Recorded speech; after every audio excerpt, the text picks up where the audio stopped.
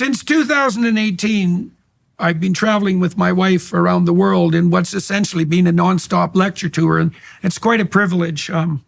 It's a remarkable thing to be able to extend what I was doing as a university professor to tens of thousands or hundreds of thousands of people around the world, and to have the privilege to lecture and think about whatever grips me at the moment. We've recorded a number of these lectures. We're going to release one that I delivered in Reading, Pennsylvania. I delved into the relationship between the concept of sacrifice and the idea of work. Work is the sacrifice of the present to the future.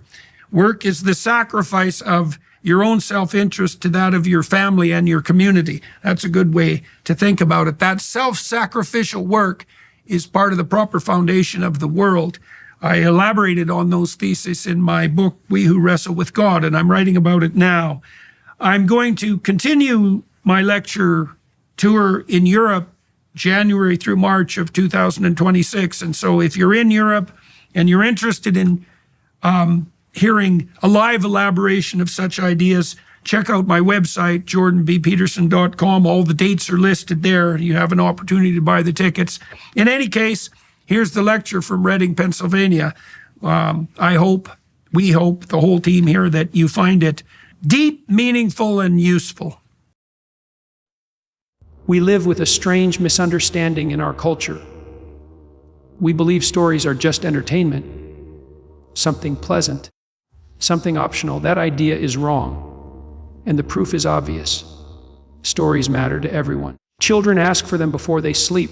Adults give hours of their lives to them after work. People line up, pay money, sit in silence and watch stories unfold on screens and stages. Almost everything we do voluntarily has a story behind it. So the real question isn't whether stories matter. The question is why. Why do stories grip us so deeply? When you watch a movie, you don't just observe events. You come to understand a character. And that understanding happens the same way it does in real life.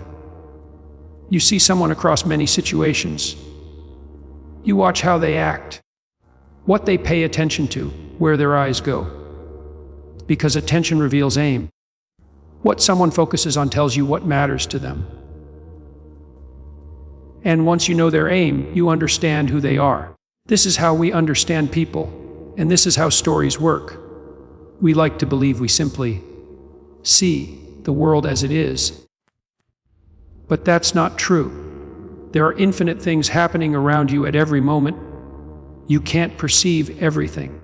So how do you decide what becomes real to you? Your aim decides. Your aim filters reality.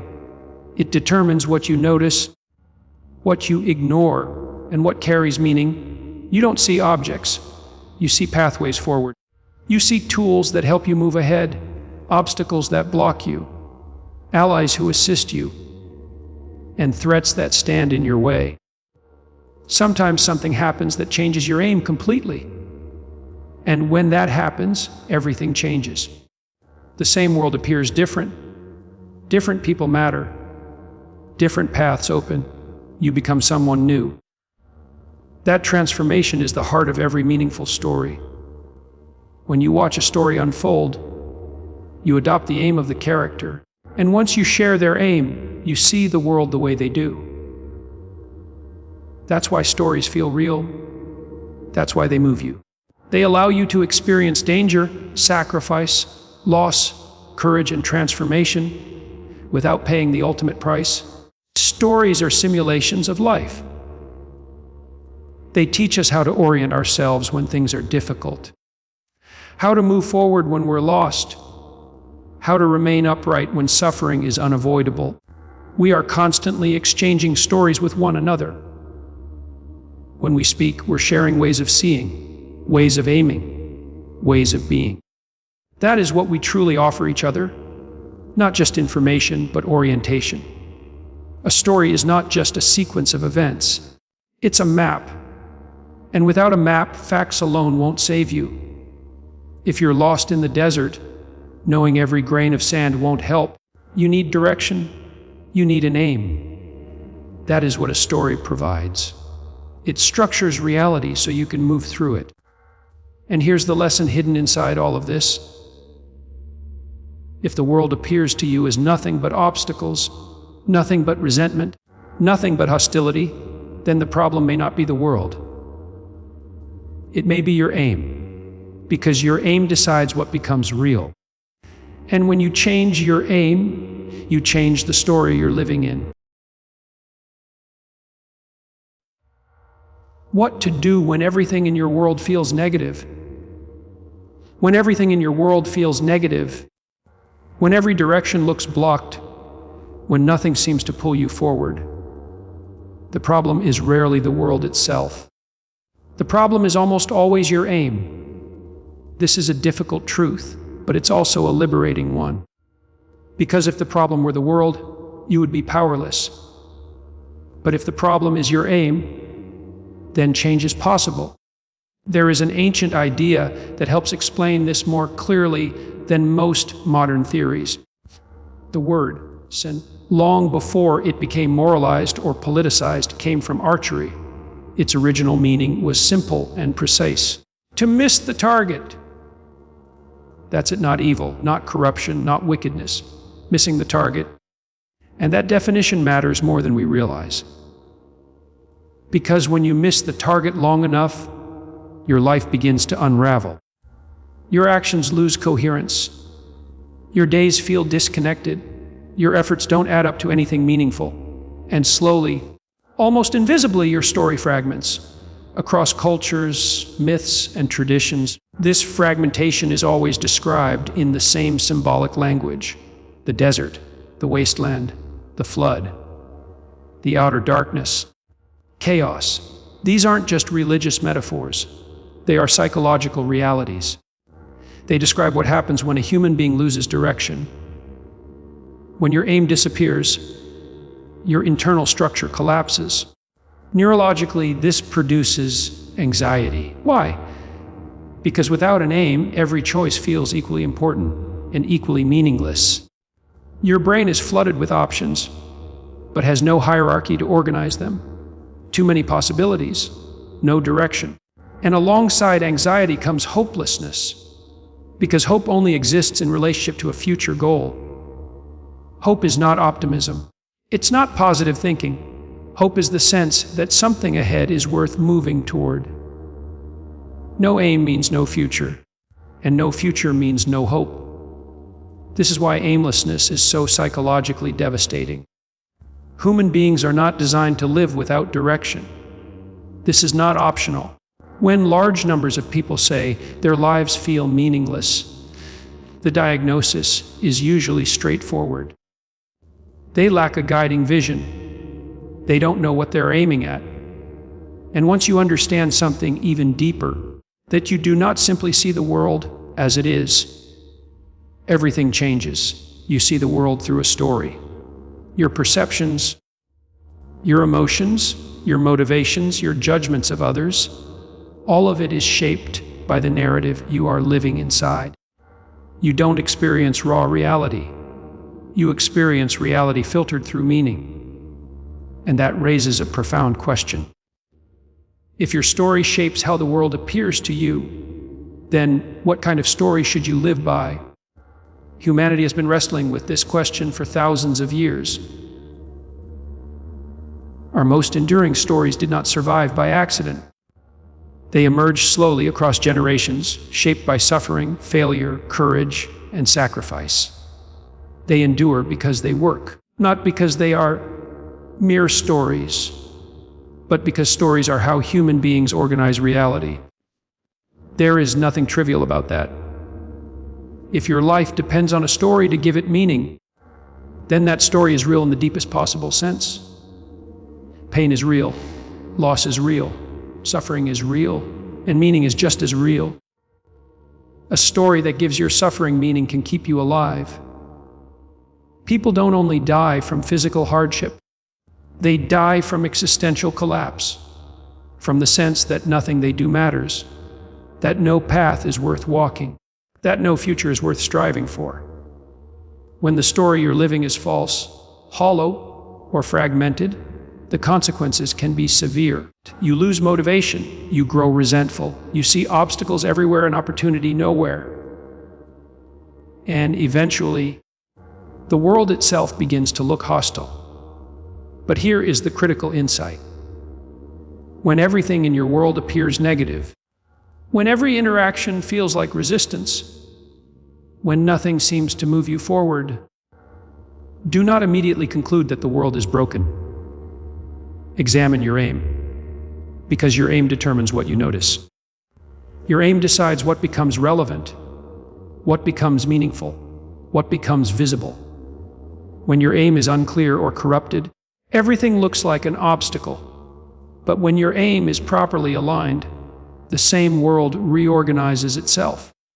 Paths appear where none existed before. Obstacles become challenges rather than threats. Suffering becomes something you can endure because it is moving you somewhere. This does not mean life becomes easy. It means life becomes coherent. And coherence is what allows human beings to bear enormous weight.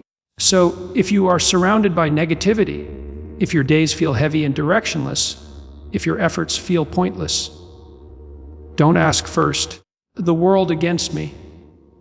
Ask instead, what am I aiming at? Is my target clear? Is it worthy? Because when you correct your aim, you don't just change your behavior. You change the story you are living in. And when the story changes, the world changes with it. What you must give up in order to mature, to understand maturity, we have to begin with a difficult question. What is real? Pain is real, suffering is real, responsibility is real, but meaning is just as real, and meaning is carried by stories. So the real question becomes, what is the right story to live by? What kind of story makes you strong without making you cruel? What kind of story makes you capable without making you selfish? What kind of story makes you a reliable partner, a good parent, a stable friend, a contributor rather than a parasite? A proper story is one that aligns the individual with something larger than themselves, family, community, society, and ultimately, a shared future. When the story works, everything stacks together. Your personal conduct strengthens your family. Your family strengthens your community strengthens your society, and society aims at something higher than immediate gratification. That kind of story unites. But not all stories do that. There are stories that fragment people instead of integrating them. One common story says that life is fundamentally about power, that relationships are contests, that someone must dominate for someone else to survive. When power becomes the core story, everything turns adversarial. Marriage becomes a struggle for control. Work becomes exploitation. History becomes nothing but oppression and revenge. That story corrodes trust. It replaces cooperation with suspicion. And it turns social life into permanent conflict. Another story says something different. Do whatever you want. Follow every impulse. Express every desire. Let whim replace responsibility. At first, that sounds like freedom. But it isn't. Because a life governed by impulse has no structure, no continuity, no future. It becomes noise, one appetite chasing another. That is not maturity. That is regression. A person ruled by impulse lives like a very young child, reactive, demanding, and unable to sustain relationships. Children are charming in their spontaneity, but they cannot survive on spontaneity alone. They must grow, and growth requires sacrifice. This is something every parent understands intuitively. You teach children to wait their turn, to share, to consider consequences, so they can have friends, so they can build trust, so they can participate in the world rather than collide with it. Maturity begins when a person learns this simple rule. It's not all about you. That rule applies everywhere. If it's all about you, you will not have friends. If it's all about you, you will not have a stable marriage if it's all about you. You will not have loyal colleagues or lasting success. People might tolerate you briefly. They might fear you. They might use you. But they will not trust you. And without trust, nothing enduring can be built. Real relationships, friendship, love, cooperation, are not based on force. They are voluntary. They are invitations. They require reciprocity. That's why play matters so much in childhood. When children play together, they learn rules. They learn turn-taking. They learn fairness. And they learn something even more important. If you want the game to continue, you must make it enjoyable for the other person too. That insight is the foundation of civilization. The same principle applies to adulthood. A bad habit is simply this: something that feels good now and costs you later. Maturity means recognizing the future as real. It means treating your future self as someone you care about. When you delay gratification, you are not denying yourself. You are cooperating with your future. And that cooperation is the same mechanism that allows you to cooperate with others. As people mature, their sense of time expands. A child lives in minutes. A teenager lives in months. An adult learns to think in years. That expansion is not a loss of vitality.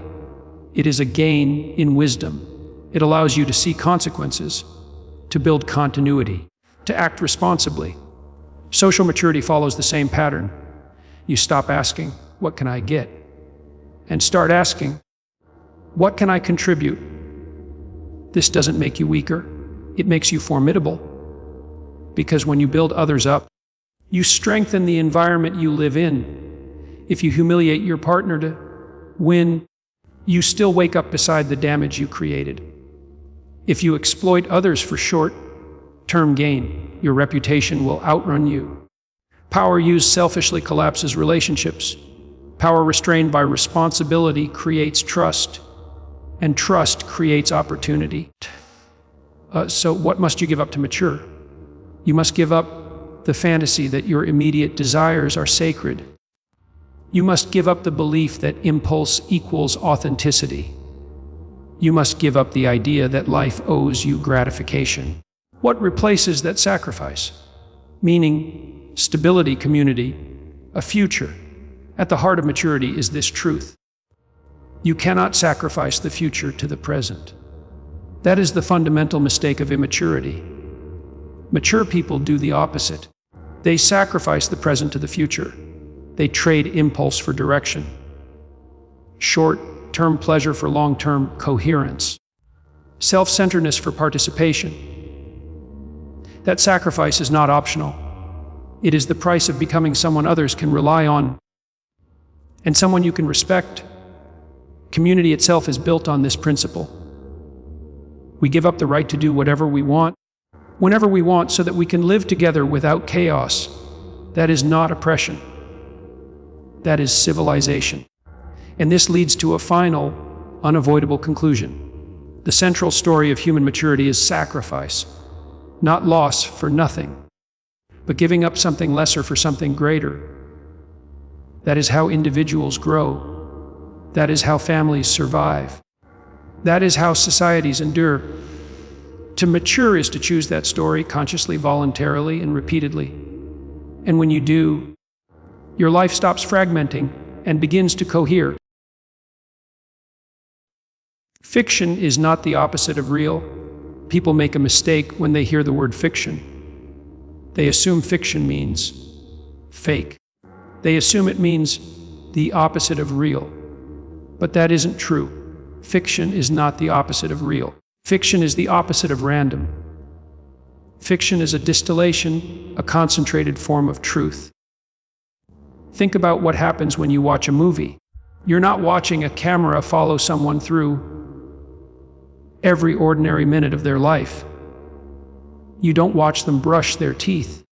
You don't watch them blink, make the bed, walk to the car, check their phone, and do all the boring things that fill most days.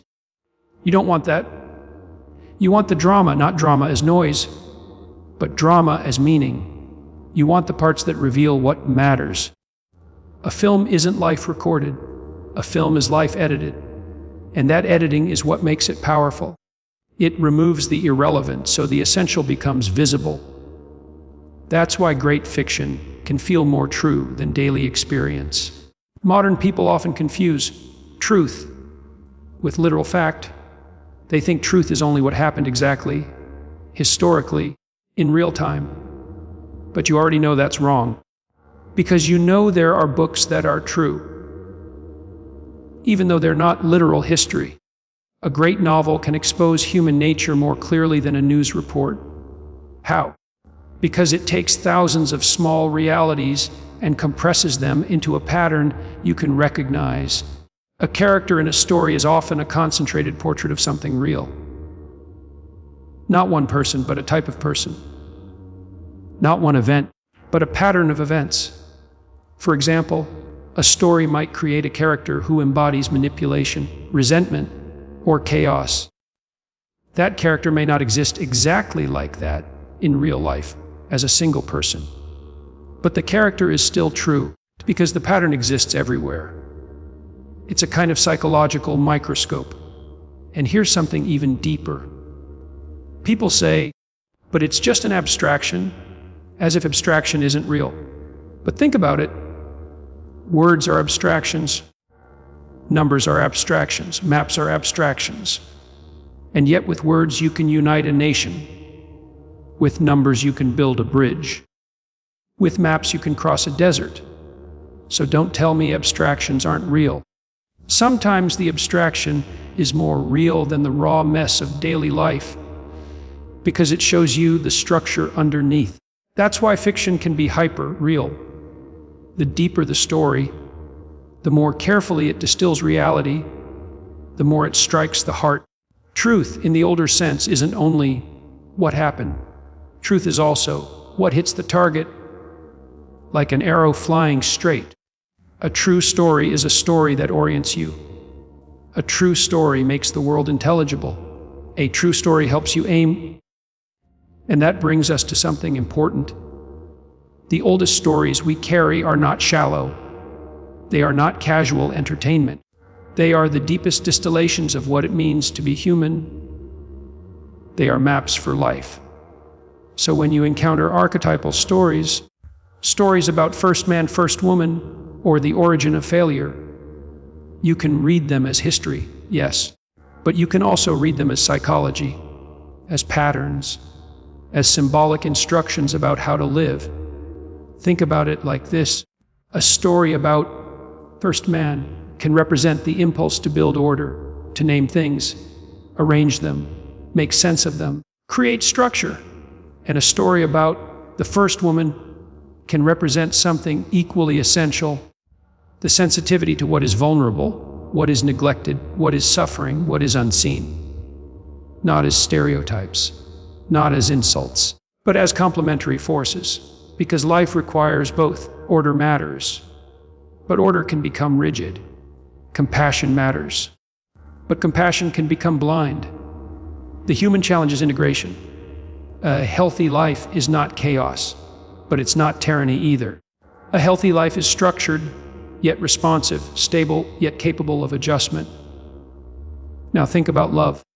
Love is often described like a feeling, but love is also something more practical than people admit. Love is the pull toward optimized challenge, not the kind of relationship where you easily win, dominate, or control, but the kind where you're tested in a way that makes you better. Because if you choose a partner who cannot challenge you, you stagnate, and stagnation is not neutral. Stagnation becomes decay. So deep love often feels like a call, like something you didn't manufacture, something you encountered. And what is it calling you toward? Growth, responsibility, a future. That's why real partnership is not built on guaranteed victory. If your idea of relationship is, I win, you lose. You will eventually find out that your victory is empty, because you still live beside the consequences. If you win, every argument by humiliating the other person, you will end up living with someone broken. And then you'll wonder why the home feels cold. Maturity is the move away from domination and toward mutual development. And that returns us to the central theme. Stories are not entertainment. They are engines of orientation. They teach you what to value. They teach you what to avoid. They teach you what happens when compassion becomes naivety, or when order becomes cruelty. They show what happens when you bring chaos into your house and call it harmless. And they show what happens when you ignore the vulnerable and pretend your system is complete. The purpose of these stories is not to accuse one group and defend another. The purpose is to warn you. If you don't integrate strength with wisdom and compassion with discernment, then the serpent enters, not as mythology, as reality. Because the world contains innocence and it contains predators. It contains genuine suffering and it contains manipulation. A mature person learns to help what is truly vulnerable without becoming a servant to what is destructive. That's not cynicism. That's discernment. And without discernment, compassion becomes a doorway for chaos. So when you hear a story like this, don't ask only, did this happen exactly like this? Ask, what pattern is this revealing? What truth is this compressing? What target is it helping me hit? Because fiction is not the opposite of real.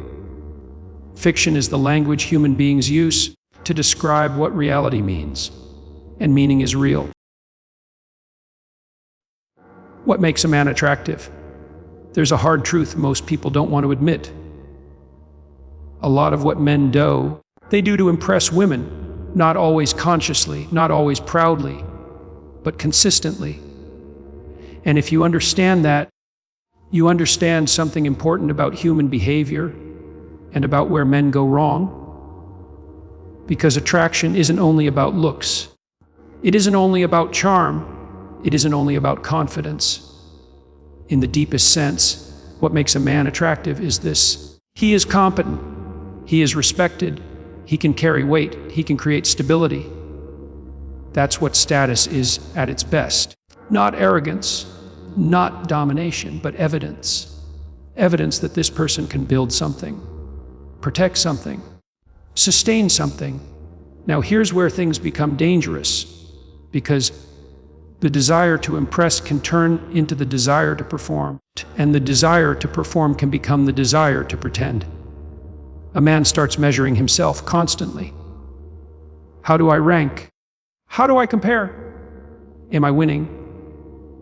Am I falling behind? And the moment life becomes nothing but a scoreboard, something inside him begins to decay. Because now it's not about character, it's not about responsibility, it's about image. And image can be faked. That's why status games can be manipulated. A person can look powerful without being disciplined, look successful without being honorable, look confident without being stable. But the instinct to admire status exists for a reason. It's a shortcut. People assume, often unconsciously, that if many people respect you, you probably earned it somehow. Sometimes that assumption is right. Sometimes it's disastrously wrong. And that's why the story gets serious. Because the question isn't just, what is attractive? The real question is, what is attractive that will not destroy you later? Now think about the ancient pattern behind this. There's an old story about human beings falling into disaster, not because they were weak, but because they were tempted to overreach. And the temptation takes two forms. One form is the temptation to treat something dangerous as harmless, to pull chaos close and call it compassion, to listen to a voice that offers shortcuts, flattery, and false freedom. The other form is the temptation to abandon responsibility to keep someone happy, to avoid conflict, to say whatever you want, even when you know something is wrong. That second one is a pattern many men recognize. A man sees someone he loves or desires move towards something destructive, and instead of setting a boundary, instead of saying, "No, this is not good, this ends here," he shrinks. He tries to be agreeable. He tries to look supportive. He tries to look easygoing. And he tells himself it's love. But it isn't love. It's fear. It's the fear of losing approval, the fear of being rejected, the fear of not being seen as good enough. So he trades truth for acceptance. And that's where the fall begins. Because the man who cannot say no cannot protect anyone, not his wife, not his children, not his future, not even himself. So, what makes a man attractive? Here's the answer most people need. A man becomes attractive when he can carry responsibility without collapsing. When he is strong enough to be kind, and disciplined enough to be reliable and honest enough to set boundaries. Not a tyrant. Not a people pleaser. A stable center. Now let's go deeper, because this connects to suffering. People often ask, why is life full of pain? And the truth is, some suffering is built into life. We're fragile. We get sick. We get hurt. Children fall. People die. No one escapes that. But here's what people don't want to face. A massive amount of suffering is avoidable. Not all pain, but so much misery. Because misery multiplies when people do stupid things. And one of the most common stupid things is this: biting off more than you can chew, overpromising, pretending, taking on a role you are not prepared for, claiming competence you don't have, living beyond your discipline, acting like you can handle what you can't handle. That's pride. And pride doesn't always look like arrogance. Sometimes pride looks like this: I've got it. I can handle it. I don't need help. I don't need to slow down. I don't need to tell the truth. I can keep this together. But reality punishes pride the same way every time. You overreach. You lose balance. You fall. And then you suffer twice. First from the fall, and then from the work required to crawl out of the hole you created.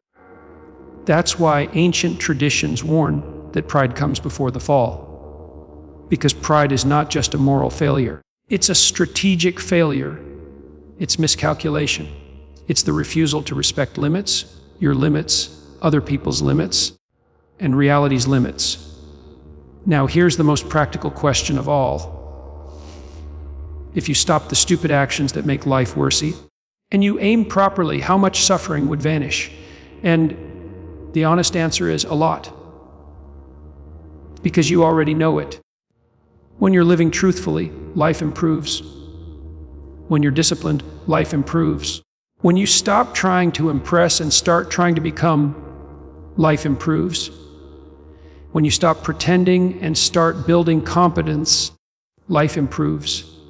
When you set boundaries, chaos reduces. When you carry responsibility, you become powerful in the right way. And it raises a bigger question. What if you became really good at that? Not perfect, but honest, stable, reliable. How much better would your life become? And then an even bigger question. What if everyone did that? What if people stopped lying, stopped manipulating, stopped overreaching, stopped performing, stopped chasing image, stopped sacrificing the future for the moment? Would all suffering disappear? Probably not. Life is still life. But the suffering that makes life unbearable, the suffering that crushes families, corrupts marriages, ruins children, turns people bitter, that suffering would drop dramatically. Because much of that suffering doesn't come from fate. It comes from pride, from immaturity, from avoidance, from refusing to aim properly. So what makes a man attractive? Here's the final answer, said plainly. A man becomes attractive when he is the kind of person whose presence reduces chaos, not because he controls people, but because he controls himself. He becomes attractive when he can say no, when it matters, yes, when it's right, and he can stand by that decision under pressure.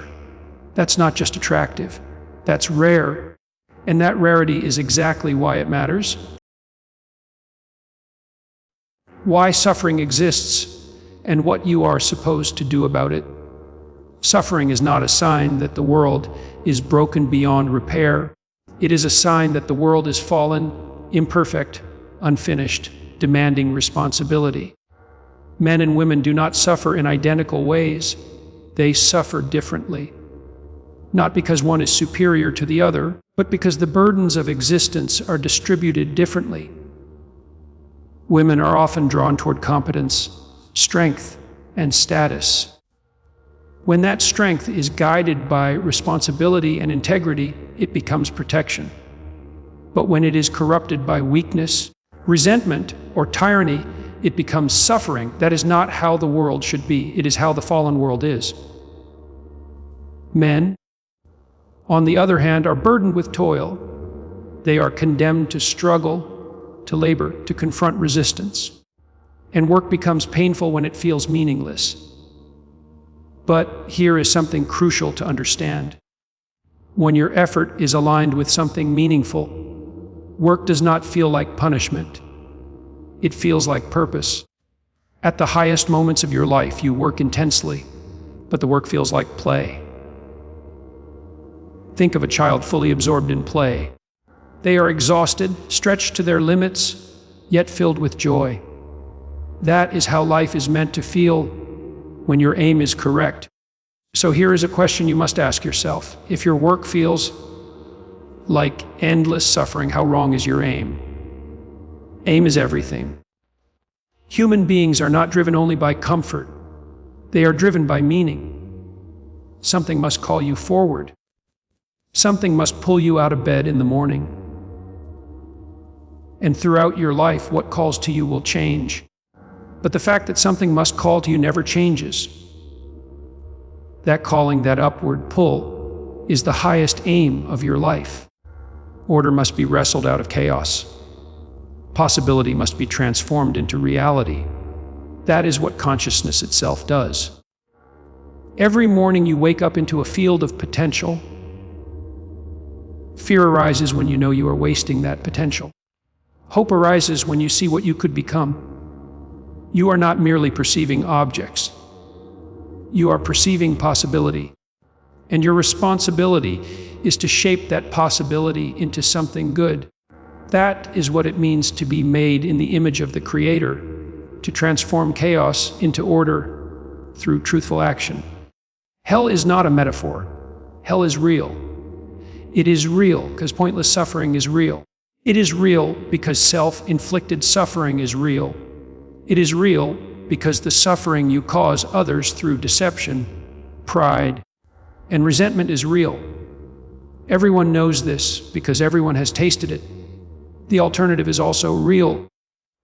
And the difference between the two is not luck. It is aim. Aim upward toward truth, responsibility, and sacrifice, and life becomes meaningful. Aim downward toward resentment, lies, and ego, and life becomes unbearable.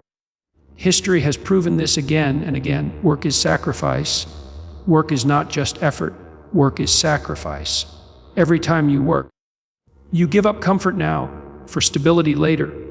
That is the foundation of civilization. And this truth is revealed clearly in the story of two brothers. One offers his best. The other offers what is convenient. The one who offers his best is accepted. The one who cuts corners becomes bitter. And bitterness does something dangerous. It whispers, "This isn't my fault. The world is wrong." That thought is lethal. Because once you believe the world is unjust because you are failing, you stop correcting yourself and start resenting existence itself. That is the beginning of destruction. Resentment is an invitation to evil. Failure does not automatically make you bitter. Resentment is a choice. There is always another option. To learn, to improve, to sacrifice more honestly. But when resentment takes hold, something darker enters with it. Bitterness feeds fantasies. Fantasies grow into identities. Identities act. That is how people destroy what they once admired. They do not rise to their ideal. They kill it. And when you destroy your highest ideal, you are left wandering without direction. That is psychological exile. To the ultimate sacrifice. At the center of civilization stands a symbol. The sacrifice of the self, for the good of the future, for others, for truth. That is the foundation of order. Everything meaningful requires sacrifice. Everything worthwhile demands cost. You cannot build a good life without offering your best. And if you refuse to do so, life will collect the payment anyway, with interest. Final question, is this true? There is only one way to find out. Try living without aiming upward. Try avoiding responsibility. Try withholding your best, and see where it leads.